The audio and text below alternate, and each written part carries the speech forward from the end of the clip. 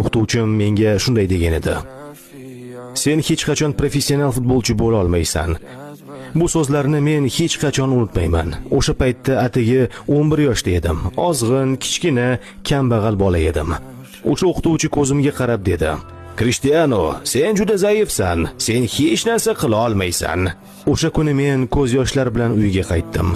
Lekin yuragimning chuqur bir yerida o'zimga bir qaror qildim. Men unga noto'g'ri ekanini isbotlayman.